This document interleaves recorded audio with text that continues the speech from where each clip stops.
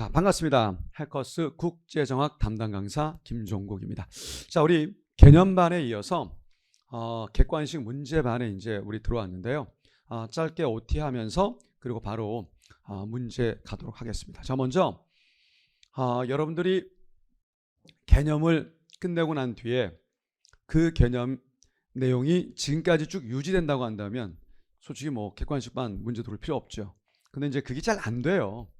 경험해보면 많이 까먹었거나 또는 혼란스러운 그런 개념들이 있기 때문에 빠르게 장별 요약 정리를 먼저 해드릴 겁니다.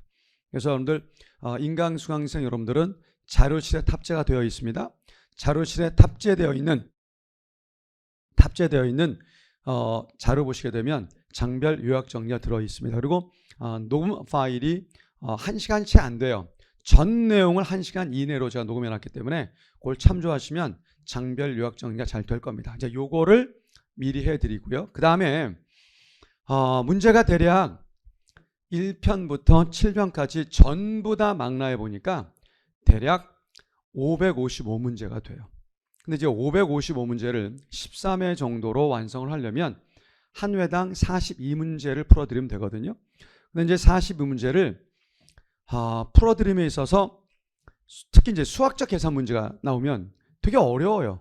그럼 이제 그거 하나 풀다 보면 시간이 꽤 오래 갈 수 있기 때문에 한 회당 42를 푸는 걸 원칙으로 하지만 한 회당 42가 안 될 수도 있습니다. 그래서 우선 가장 중요한 걸 먼저 제가 장별 요약 정리 이후에 중요 문제를 상세 정리를 먼저 해서 풀어드리고 그 다음에 나머지를 한 회당 42문항 정도로 제가 정리해 드릴 테니까 만약에 이제 못 푼 문제는 솔직히 아직 도전 안 해도 돼요. 그럼 어떻게 하느냐? 숙제를 굳이 말씀드린다고 한다면 문제를 미리 읽어오시면 참 좋습니다. 문제 푸는 게 아니라 읽어오라고요. 문제 풀면 오히려 깨져요. 왜?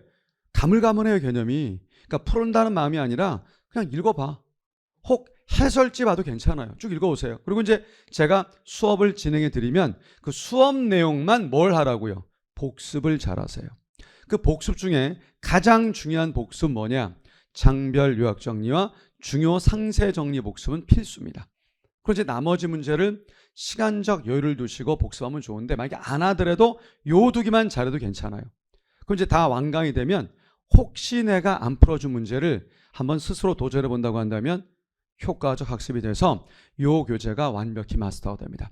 자, 그리고 이제 제가 우리 작년이죠 벌써. 작년에 한번 기출 강좌 한번 도전해 봤습니다. 제가 11년도부터 23을 전부 다 촬영할 건데 그거를 이제 잘 들으시면 굉장히 도움이 많이 되실 거예요. 그 정도면 더 이상 재정학 때문에 어려움을 겪으실 일 없기 때문에 그렇게 쫓아오시면 됩니다. 자, 바로 달려보겠습니다. 자, 우리 파트 1 재정학 개요 특히 1장 재정학 기초 파트 보겠습니다. 요게 not 읽으셔야 돼요. 요 내용은 우리 개념 때 했던 총정리용 PPT 파일인데 자, 요거를 자료실에 이미 탑재해 놨어요. 그러니까 요거를 사실은 이거 안 보고 이거만으로도 이게 여러분들이 뭐 해야 돼요? 복습이 될 수 있으면 좋은데 처음에 힘드니까 제가 그 내용을 이렇게 뭐 했습니까? 옮겨놨습니다. 그리고 녹음 파일에 다 담아놨으니까 반복적으로 들으시면 되게 효과적일 거예요. 합니다. 1번 민간 부분입니다. 소비를 통해서 효용 극대화를 추구하는 누구? 가계와 생산을 통해서 이윤 극대화를 추구하는 기업으로 이루어져 있죠. 자, 우리 공공 부분은 재정 활동을 통해서 사회후생 극대화를 추구하는 누구요? 정부로 구성되어 있습니다. 자, 그런데 민간 가계와 기업 입장에서 봤을 때 정부 너는 국방 치안만 해. 나머지 우리가 알아서 하겠어. 바로 이게 뭡니까? 바로 시장 경제였습니다. 자, 그리고 아담 스미스로 대표되는 고전학파에서는 바로 이런 민간 부분의 시장 기능을 강조를 하죠. 자, 정부는 오로지 국방 치안만 맡아라 라고 했습니다. 이에 비해서 케인즈 및 케인즈 학파 경제학에서는 시장한테 맡기면 시장 실패 우려가 있기 때문에 누구의 개입을 강조합니까? 정부의 개입을. 자, 요 정도 이제 보시고요. 그 다음 정부와 관련해서 두 가지 있었죠. 기계론적 정부관, 자 그리고 유기체적 정부관. 뭐 쉬운 난이도입니다. 우리 기계론적은 정부가 뭐라는 거예요? 난 기계일 뿐이야. 정부는 도구일 뿐이야. 자, 중요한 건 누구예요? 민간입니다. 민간. 이에 비해서 우리 유기체적 정부관은 정부도 하나의 유기체 생명체야. 따라서 공공부문, 정부 부분을 강조하는 것이 유기체적 정부관이었었고요. 자, 그 다음에 자, 우리 8번 지문은 시장한테 맡겼더니 자, 효율적이고 모든 것이 잘 이루어진다고 한다면 굳이 정부 개입 필요 없죠. 근데 효율성이 실패되는 경우가 있을 수 있지 않습니까? 게다가 공평성도 만약 훼손된다면 여기까지를 다 담아서 경제에선 광의의 시장 실패라 불러요. 그러니까 협의의 시장 실패는 효율성 실패만을 말함인데 공평성도 실패한다면 이것도 광의의 시장 실패에 포함됩니다. 그래서 누구의 개입을 강조한다고요? 정부의 개입을 강조합니다. 자, 그렇다면 우리 재정활동이 뭐냐? 재정활동은 정부가 공공 부분을 중심으로 조세를 걷죠. 자, 그리고 정부 지출 등을 하는 일련의 과정을 뭐라 했습니까? 재정활동이었었죠. 자, 그 다음 정부의 3대 기능, 효율적 자원 배분, 공평한 소득 분배, 그리고 경제 안정화 기능이 있었습니다. 자, 기본 내용 한번 빠르게 복습해 봤고요. 자, 우리 1장은 내용 자체가 쉬워서 문제집 금방 알 수 있는데 아무리 급해도 세계에 대한 검증은 다시 한번 해보겠습니다. 자, 여러분들 자료실에 이 자료 있어요. 자, 표시 한번 해보겠습니다. 자, 먼저 무차별 곡선. 자, 우리 무차별 곡선의 의미가 뭐였습니까? 무차별 곡선의 의미가 뭐였었죠? 자, 우리 일명 등 효용 곡선이라고 불렀었어요. 등 효용 곡선. 같은 만족을 주는 자, 통상 X와 Y의 조합을 뭐 한 거예요? 연결한 곡선. 자, 그러면 이 무차별 곡선에서 자, 보통 이제 볼록의 모습을 취하게 되는데 자, 요 점에서의 접선의 기울기 표시하시면 자, 우리 뭐라 불렀었습니까? MRS XY다라고 했었죠. 한계 대체율이었습니다. 하나 묻겠습니다. MRS XY에 정확한 이름을 좀 붙여주세요. 어떻게 읽어야 맞죠? 이건 이해 영역이 아니라 받아들인 영역이라고 했습니다. 어떻게 해요? 뒷글자 무어로 표시한 Y로 표시한 앞글자 X의 뭡니까? 한계 대체율. 그죠? 약속입니다. 뒷글자로 표시한 앞글자의 뭐요? 한계 대체율. 근데 중요한 거는 얘의 동의어. 제가 이제 친구 이름이다라고 했었죠. 뭐로 바꿔요? MU Y분의 MU 뭐요? X. 그죠? 그래서 늘 말씀드리지만 뒷글자가 분모로 와요. MU Y분의 뭐요? MU X. 근데 우리 재정학 시험에서는 밋밋하게 XY로 안 줘요. 이게 가령 늘 말씀드리지만 꽃게 뭐요? 연포탕. 그럼 뭐로 바뀌어요? 연포탕이 뒷글자죠? MU 연포탕분의 MU 뭐요? 꽃게. 이런 식으로 바뀔 수 있음을 반드시 체크하셔야 됩니다. 그래서 무차별 곡선은 같은 만족을 주는 XY의 조합을 연결한 곡선으로서 접선의 기울기를 MRSXY라 한다.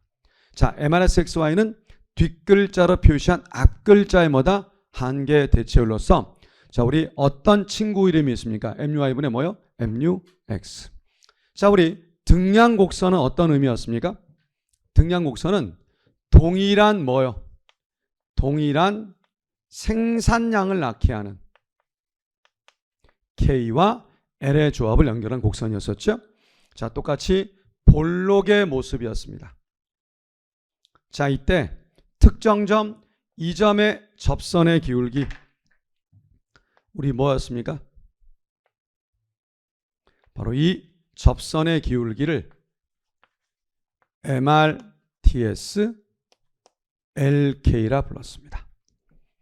자, 우리 MRTS LK도 똑같은 메커니즘입니다. 뒷글자로 표시한 앞글자의 뭐요? 한계기술 대칭. 다 똑같아요. 모든 패턴이 똑같습니다. 자, 이거 친구 이름 뭐였습니까? 제가 친구 이름이라고 말한 것은 그냥 받아들이자는 취지예요. 자, MP 뭐요? 뒷글자 K분의 MPL이었었죠. 자꾸 가야 됩니다. 그래서 항상 뒷글자가 뭐로 온다는 거예요? 분모로 온다는 점만 주의하시면 되겠습니다.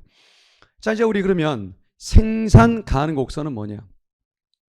생산 가능 곡선은 주어진 자원과 기술 속에 최대 생산의 조합이죠.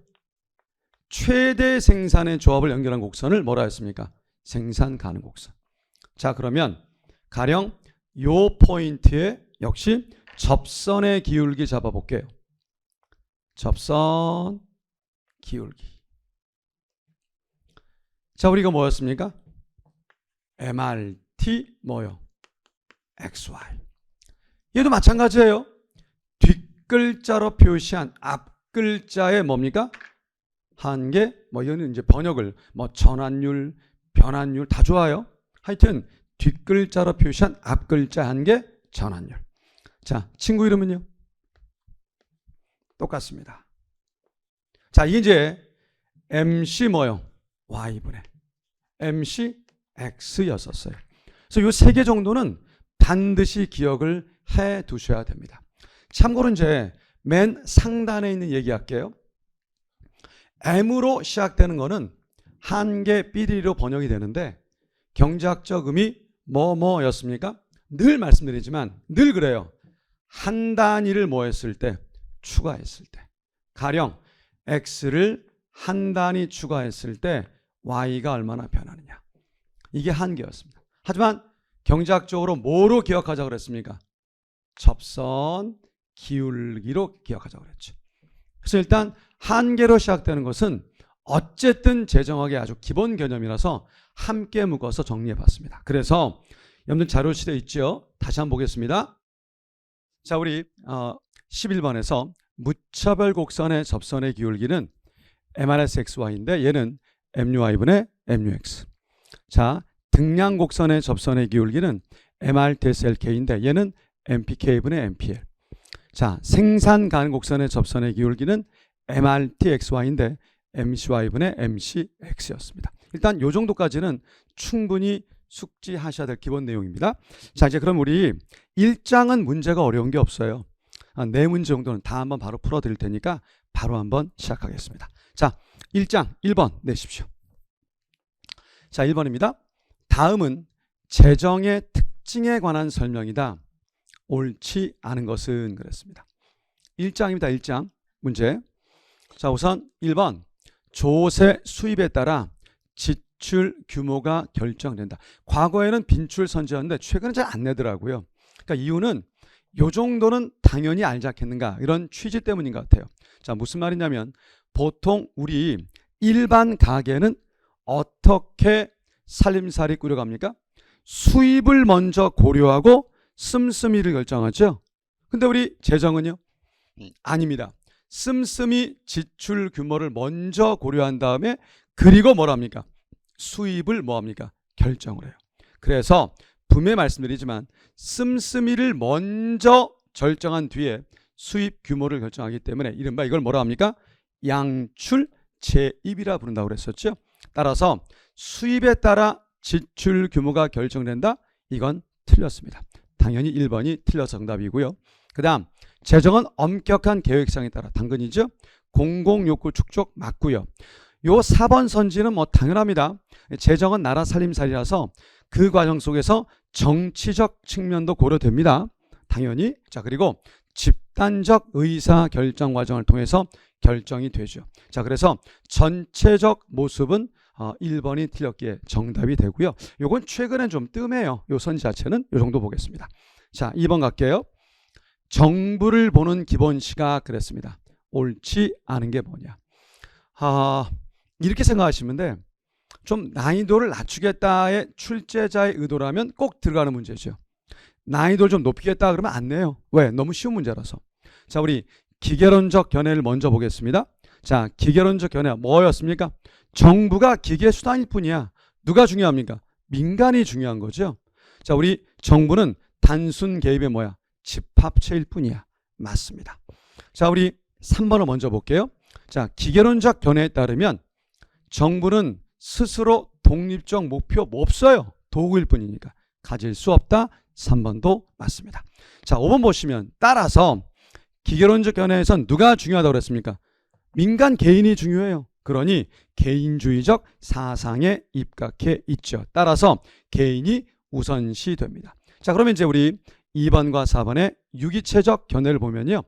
우선 말 그대로 정부 자체가 생명체입니다. 정부도 분명히 중요하다는 거죠. 그래서 정부가 오히려 민간을 압도하는 겁니다. 전체주의적 사상과 일맥상통하죠. 자, 따라서 4번 보시면 공익보다 사익입니까? 공익이 우선됩니까? 공익이 우선되죠. 자, 당연히 몇 번 틀려 정답입니까? 4번. 요 정도는요. 시험 직전에 다시 안 보셔도 요 정도는 쉽게 풀 수 있는 그런 내용일 겁니다. 자, 3번 갈게요.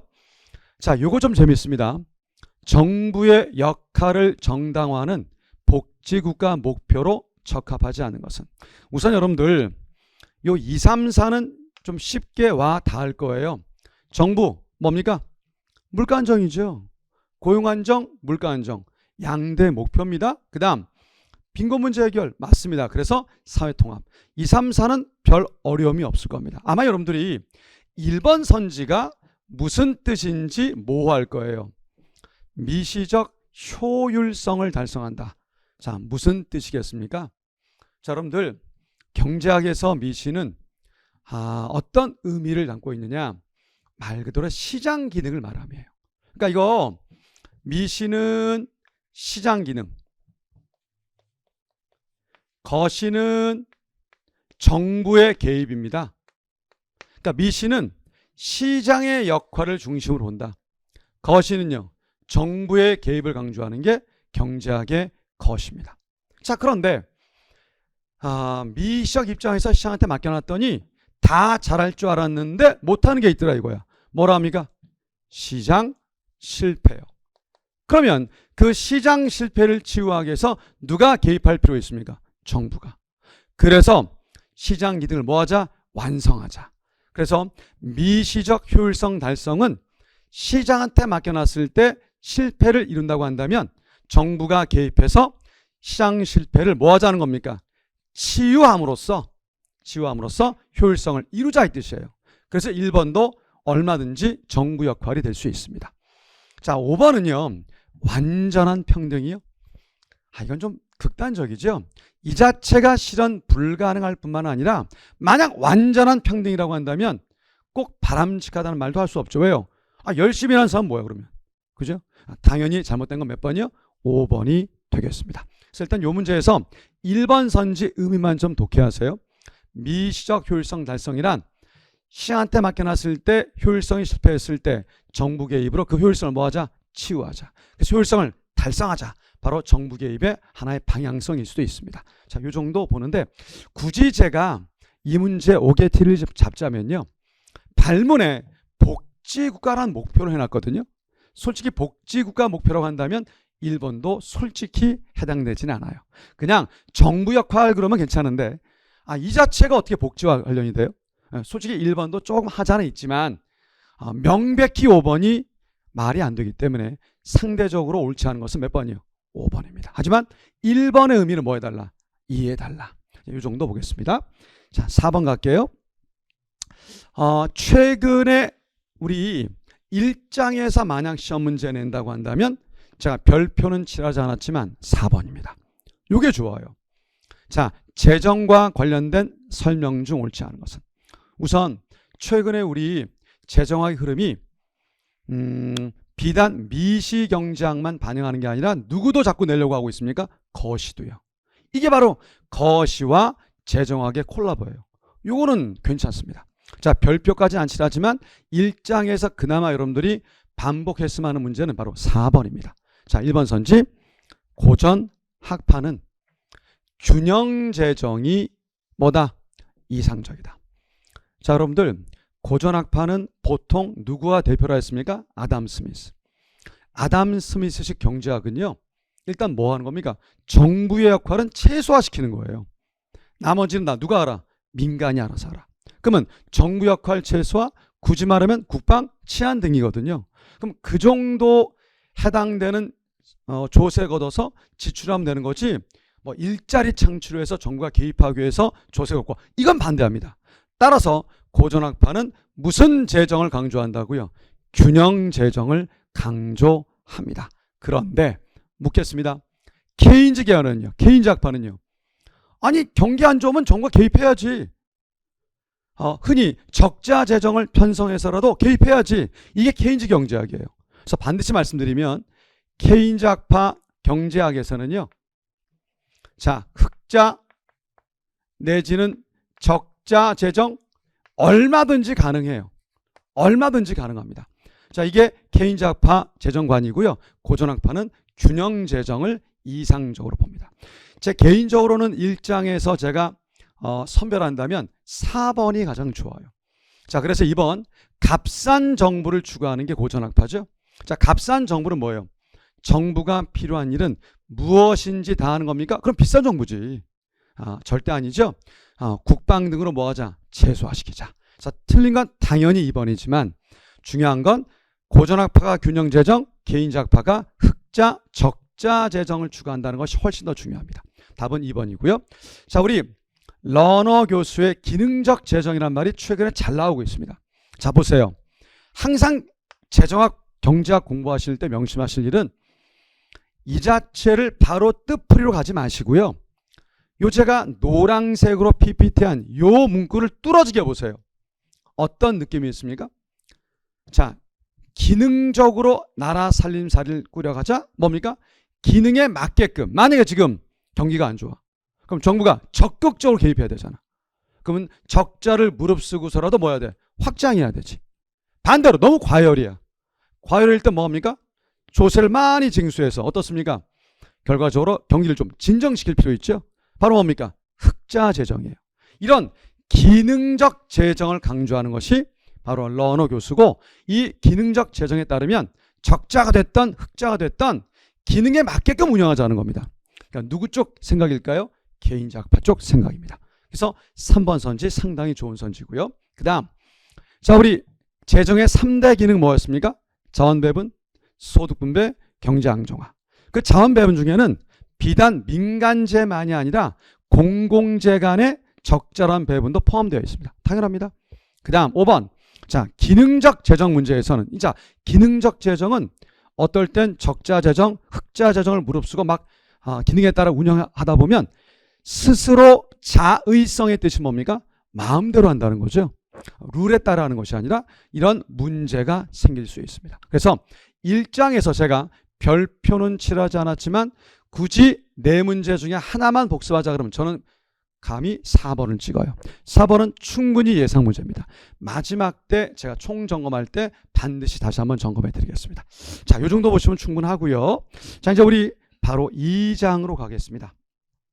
자, 방식은 좀 전에 말씀드린 대로 장별로 빠르게 요약하고요. 그 다음에 가장 중요한 문제를 먼저 설명드릴 건데, 1장에서와 다르게 2장은 가장 중요한 어려운 문제들이 꽤 있어요. 이거 설명드리고 바로 가도록 하겠습니다. 자, 보십시오. 이 내용을 제가 한번 이 자료로 다시 한번 확인해 드릴게요. 자, 효율성은 무엇을 판단 기준으로 삼았었습니까?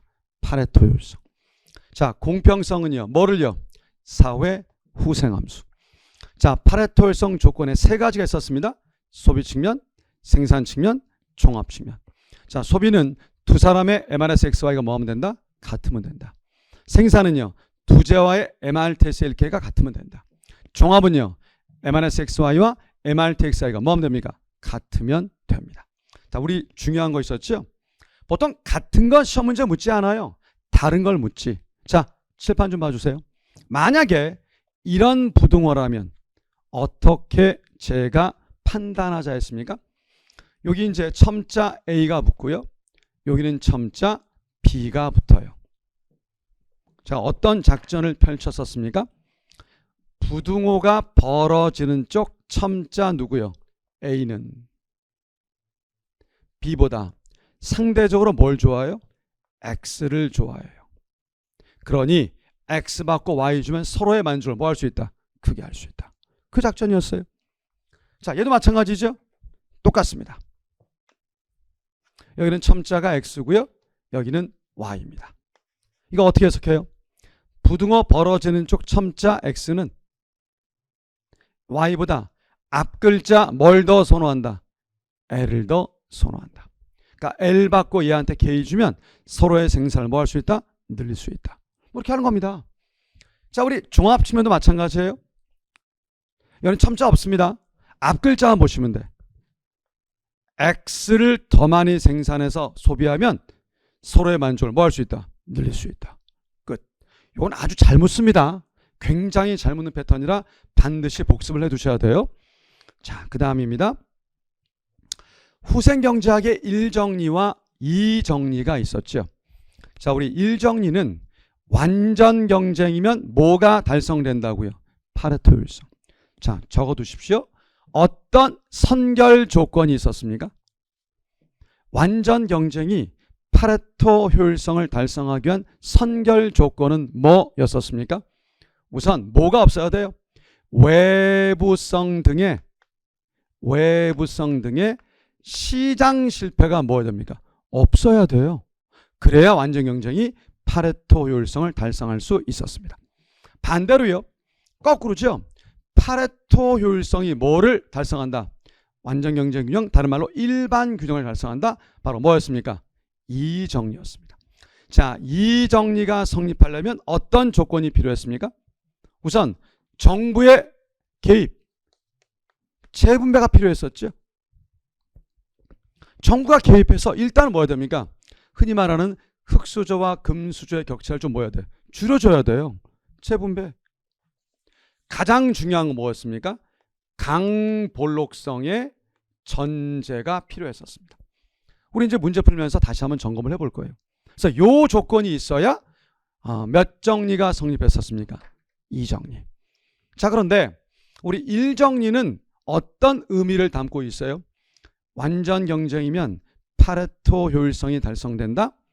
자, 다시 말해서 시장한테 맡기면 다 잘한다는 거예요. 다시 말해서 아담 스미스의 보이지 않는 손의 기능을 뭐 한 겁니까? 증명한 거죠. 단점은요. 자, 뭐가 언급이 없습니까? 공평성 내용은. 자, 우리 이 정리는 뭐였습니까? 자, 여러분들 이 정리 내용이 가장 중요합니다. 자, 지금까지 나온 넘버링한 것 중에 9번이 제일 중요해요. 자, 우리 이 정리에서 명심하실 건 뭐였어요? 재분배를 통한 누구의 개입이 필요할 수 있음을 언급한 겁니까? 정부 개입이. 자, 다시 한번 여러분들이 오해 있을까봐 다시 한번 점검할 것은 1정리는 시장 기능을 강조한 말이고 2정리는 뭐예요? 그러면 정부가 다 한다는 겁니까? 아니에요. 원칙적으로 시장이 다 하는데 시장이 못하는 건 누가 개입이 필요하다는 걸 언급한 겁니까? 정부 개입이. 절대 여러분들 이 정리를 정부가 모든 걸 다 한다는 뜻이 아닙니다.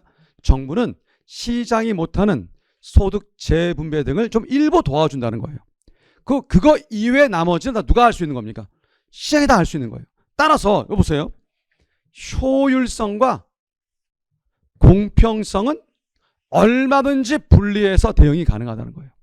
그러니까 공평성은 누구 개입이 좀 필요하고 정부 개입이, 나머지 효율성은 누가 다 할 수 있다? 시장. 따라서 이 문구 잘 나오죠?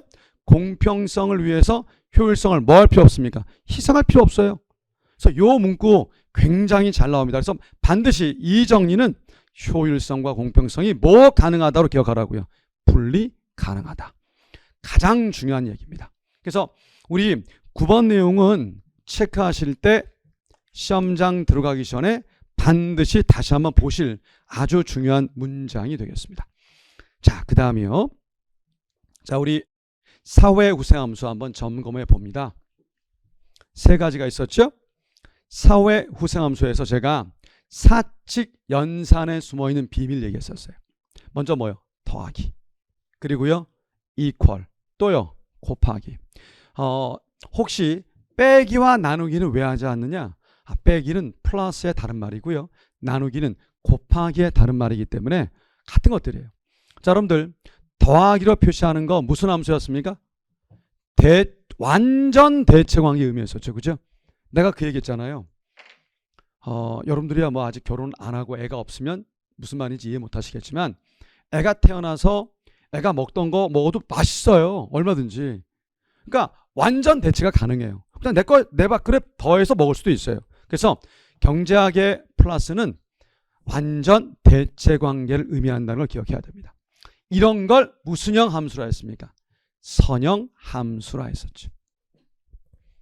자, 이걸 사회 후세 함수로 표현한 게 뭐였습니까? 공리주의요.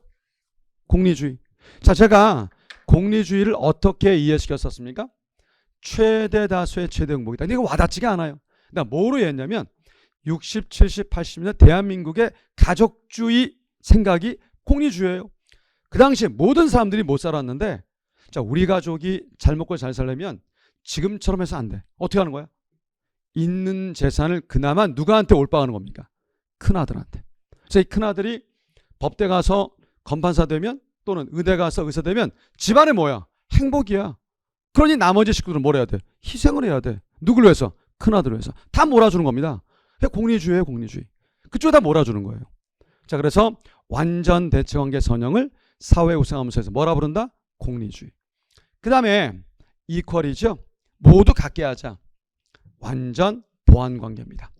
이런 걸 레온티에프형 함수라 불렀었고요. 이거 사회 우상함수에서 누구로 연결됐습니까? 롤스형. 롤스는 경제학자가 아니라 철학자였는데 롤스의 생각이 뭐예요? 인류 전 사람은 다 뭐야? 형제야. 같이 잘 먹고 잘 살아야 돼. 왜 완전 보완관계라는 거죠. 그래서 우리 레온티에프형은 롤스형으로 연결됐었습니다. 자, 우리 곱하기입니다. 자, 곱하기가 이제 대체 가능인데 이런 걸 뭐라 했습니까? CD형. 자, 여러분들 칠판 좀 봐주세요. 만약에 U라고 하는 함수가 있는데 두 변수 X와 Y의 곱이에요. 이거 뭐예요? 이게 CD라고 그랬죠? CD는 곱의 패턴이면 다 CD형이에요. 그런데 요거 지수 알파, 요거 지수 베타라 했을 때 알파와 베타 합이 1이면 이걸 몇 차 CD라 했습니까? 1차 CD. 자, 이걸 우리 사회우수함수에서 뭐로 불렀다고요? 평등주의다. 자, 주의할 게 있습니다. 평등주의의 핵심 체크 한번 해드릴게요. 자, 여러분들 평등주의를 떠올리면 이렇게 시험 문제 선지에 매번 나와요. 모든 계층에 대해서 동일한 가중치를 두자. 맞아 보이잖아. 평등이니까. 안 됩니다. 왜 안 되느냐? 현실은 부자와 가난한 사람으로 이루어져 있지 않습니까? 그러니 동일한 가중치를 두면 얘가 더 유리해요. 그래서 부자는 가중치를 줄이고요. 가난한 쪽은 가중치를 늘려서 결국 뭐하게 하자는 거야? 평등하게. 그래서 평등주의 함수는 가중치를 동일하게 부과하는 게 아니라 부자 쪽은 낮게, 가난한 쪽은 높게. 그래서 점진적으로 같게 만들어주는 것이 평등주의입니다. 뭐 이 정도 보시면 되겠고, 자, 그 다음 선형 레온티에프형 1차 CD의 무차별 곡선 어떤 패턴이었습니까? 선형은 우하향 직선이었죠. 자, 레온티에프형. 그래, 내가 레온티에프형의 스펠링이 L로 시작되니까 무슨 자형으로 보자고 그랬습니까? L자형. 그 다음 1차 CD. 자, 무슨 패턴이요? 볼록이었습니다. 요건 좀 주목해 주세요. 만약에 요런 함수가 있습니다. 여기 2분의 1이고요. 요거 2분의 1이에요. 이거 몇 차 CD입니까? 1차 CD죠. 자, 여러분들 우리 경제학에서 이거 꼭 기억하셔야 돼. 요 시험에서 무차별 곡선을 구하라 그러면 어떻게 해요? 무차별 곡선을 구하려면 어떻게 해요? 무차별 곡선은 등효용이라서 여기다가 막대기만 칠하면 이게 뭐가 되는 겁니까? 이게 무차별 곡선이에요. 근데 또 경제학에서는요, 두 변수의 곱이 일정하다 그러면 이걸 뭐로 표시하느냐? 직각 쌍곡선이란 곡선으로 표시할 수가 있어요. 그러니 무차별 곡선은 CD형은 뭐가 되는 겁니까? 원점에 대해서 볼록이 돼요. 굉장히 중요한 내공입니다. 그래서 일단 1차 CD 무차별은 뭐가 된다? 볼록이 됩니다. 자, 우리 여기 짧게 요약한 내용 정도는 최소한 알고 계셔야 됩니다. 자, 요 정도 복습해 드리고요. 자, 그 다음 16번. 좀 전에 제가 얘기했었어요. 효율성은 뭐를 통해서 보고요? 파레토 효율성. 형평성, 공평성은 뭘 통해서 본다고 그랬습니까? 사회 후생함수. 자, 좀 전에 본 거 다시 한번 복습입니다. 공리주의는 선형이라서 어떻게 표시합니까? 더해서. 롤스는 레온티의 뭐해서? 각계해서. 평등주의는 뭐 어떻게 했어요? 곱해서. 그죠? 꼭 기억해 두십시오. 근데 중요한 게 사회 후생함수의 가장 큰 하자가 있습니다. 뭐요? 어떤 가치 기준이 정말 좋은지 설명은 못해요. 자, 여러분들 과연 롤스형이 맞습니까? 공리주의형이 맞습니까? 평등주의형이 맞습니까? 아무도 말 못해요. 그래서 이런 한계가 있다. 따라서 사회 후생함수가 갖는 이상적 조건, 완비성, 이행성, 보편성, 비제한성, 파레토 원칙, 무관한 선택으로부터의 독립성, 또 비독재성 등등등의 내용은 이제 자주 나오는데 역시 마찬가지입니다. 이런 문항이 나오면 문제 좀 쉬워요. 이게 안 나오면 이제 전체 수준이 높은 건데 가장 중요한 건 이게 아니라 우리 뭐였습니까? 바로 19번이었었죠. 20번이라. 자, 그래서 반드시 기억해 두실 것, 우리 19번 내용 반드시 기억하셔야 됩니다. 동그라미입니다. 위에 나와 있는 조건 중에 4가지 조건, 완비이행, 보편, 비제한, 또 파레토 원칙, 그리고 무관한 선택으로부터 독립성. 자, 요거를 전부 다 묶으면 한 단어로 뭐라 하는 줄 아세요? 합리성입니다. 합리성. 합리성. 근데 합리성이 축종되면 결과적으로 뭐가 될 수밖에 없다? 독재성이 될 수밖에 없어요. 이거 증명을 해낸 사람이 바로 이겁니다. 누구요? 에로우요. 우리는 증명 못해요. 어려워서. 따라서 이 4가지 조건 합리성이 비독재성, 민주성과 절대 뭐 할 수 없다. 양립할 수 없다가 그 유명한 에로우의 무슨 정리라고요? 불가능성 정리. 다시 한번요. 자, 4가지 조건 이걸 하나로 바꾸면 뭐다? 합리성이라 부른다. 그럼 합리성이 충족되면 반드시 독재성이 될 수밖에 없는데 이거 증명은 아무도 못해요. 이 사람밖에 못해요. 힘들어요. 그러면서 이 사람이 뭐라고 그랬냐면 얘가 되면 반드시 독재성이 될 수밖에 없기 때문에 절대 비독재성인 민주성과 합리성은 같이 있을 수가 없어. 이걸 뭐라 부른다? 에로우의 불가능성 정리입니다. 자, 그럼 내가 물어볼게요. 우리 여기 계신 분들 중에 수업 이후에 나랑 식사를 하러 갔다 칩시다. 내가 사준다고 그랬어. 근데 그 다음 수업을 해야 되기 때문에 시간이 얼마 없어. 그래서 이제 가능하면 뭐 하고 싶어요? 메뉴를 하나로 통일하고 싶어요. 그래서 야, 니네 뭘 먹을래? 그랬는데 대부분이 짜장면을 좋아한 거야. 근데 두 사람이 어제도 먹었다는 거야. 그거 먹으면 너무 싫대 지금은. 그거 어떻게 하는 거야? 사실 합리적이라면 그 사람은 딴 거 먹어야 돼요. 그지? 그럼 문제가 뭐가 생겨요 그러면?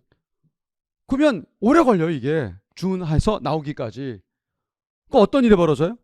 절대 민주성을 가정한다고 한다면 그 모든 사람들의 생각을 다 반영해서 여러 종류를 다 그냥 요리해서 내오게 하면 시간 내에 먹을 수가 없어요. 시간 내에. 그러면 그 사람들 자체를 무너뜨리려면 나는 뭐를 할 수밖에 없습니까? 독재성을 발휘할 수밖에 없어요. 절대 민주를 주면 합리성과 같이 갈 수가 없어요.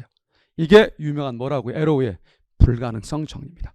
이건 잘 나오는 테마입니다. 자, 이 정도 보시고요. 그 다음 21번입니다. 자, 우리 이제 보상 원리를 통해서 후생 변화의 판단 기준을 한번 알아보자. 우리 보상 원리 파레토, 칼도, 스키토브스키 기준 이렇게 쭉 돼 있죠. 자, 우리 이 3개 중에 파레토 기준은 뭡니까? 누구도 감소 없이 최소한 한 명 이상 뭐하면 증가하면 이걸 뭐라 보자? 개선으로 보자. 자, 근데 칼도 기준에 따르면 이겁니다. 자, 이 칼도 기준은 가장 시험 문제 잘 나오는 내용이 뭐예요? 보상은 실제 보상이었습니까? 잠재 보상입니까? 잠재 보상입니다. 잠재 보상. 자, 잠재적 보상을 해줌에도 불구하고 뭔가 남는 게 있어야 돼. 이걸 칼도는 뭐로 봤습니까? 개선으로 봤습니다. 자, 우리 20번을 먼저 할게요. 스키토브스키 기준에 따르면 자, 문제는 이거예요. 그래, 좋아. 우리 칼도처럼 개선이 됐어. 근데 중요한 건 개선이 이루어졌다 하더라도 여기 개선이 아니어야 그게 진정한 개선이지, 여기 개선이면 뭐라 판단할 수 없다가 뭡니까? 스키토브스키 기준이었었죠. 이 스키토브스키 기준은 따라서 칼도 기준을 이중으로 뭐한 거였습니까? 적용한 거였었어요. 그래서 우리 23, 25, 26은 아주 중요한데, 저 중요한 건 문제를 통해서 만나볼 텐데, 일단 파레토 기준은 누구도 감소 없이 최소 한 명 이상 늘어야 된다. 그게 개선이다. 파레토. 자, 칼도는 잠재 보상을 했음에도 플러스 알파가 있어야 된다. 칼도. 스키토브스키 기준은 개선이 됐다고 해서 좋을 게 아니라 역은 개선이 아니어야만 진정한 개선이다. 자, 이 세 개 꼭 기억해 두시고요. 참고로 제가 27번에 보시면 이런 얘기 많이 합니다. 양지라고 해서 항상 좋아할 게 아니라는 거죠. 양지가 뭐가 될 수 있어요? 언제든 음지 될 수 있어요. 또 음지라 해서 싫어할 필요 없습니다. 얼마든지 뭐 될 수 있습니까? 양지 될 수 있어요. 그러니까 절대 함부로 뭐 하지 말자. 한 번 양지라 해서 영원히 양지야? 판단하지 말라는 거죠. 자, 보세요. 스키토브스키 기준에 따르면 현재 개선이야. 그걸 양지라고 볼게. 근데 얼마든지 뭐 될 수 있어? 음지 될 수 있잖아. 그러니까 한 번 개선돼서 양지라 해서 좋아하지 말라는 거야. 이게 스키토브스키 기준이다. 자, 우리 이제 24번 재밌습니다. 효용 가능 경계 내부에서 효용 가능 경계상 한 점으로 이동하면 자, 전부 다 뭐가 됐었습니까? 개선이 됐었죠. 누구 기준에 따라서? 칼도 기준. 이제 문제 풀면서 한번 점검해 볼게요. 자, 그 다음입니다. 자, 우리 28번에 시장 실패는 효율성의 실패였었어요. 효율성의 실패. 그런데 이제 우리 29번부터 좀 양이 좀 돼서 잠시 좀 쉬었다가 이 내용은 이어가고 문제를 풀 텐데, 쉬시면서 여러분들 미리 한번 공지합니다. 자, 우리 6번 표시하세요. 자, 8번 표시하시고요. 자, 쭉 가셔서 뒤에 17번 표시하시고 18번 표시하시고, 자, 23번 표시하시고요. 자, 34번 표시하시고. 네, 일단 요거 이제 중요 문제를 제가 개념 다시 복습한 다음에 중요 문제를 먼저 설명드려요. 그리고 나서 나머지 해드릴 겁니다. 그러니까 시간 내에 다 할 수 없습니다. 저의 심정이라면 하나하나 다 해드리고, 다 준비를 해놨어요. 다 해놨는데 시간 내에 안 돼요. 또 그럴 필요도 없고요. 이렇게 하시면 됩니다. 자, 쉬었다가 개념 다시 나가겠습니다. 쉬었다 하겠습니다.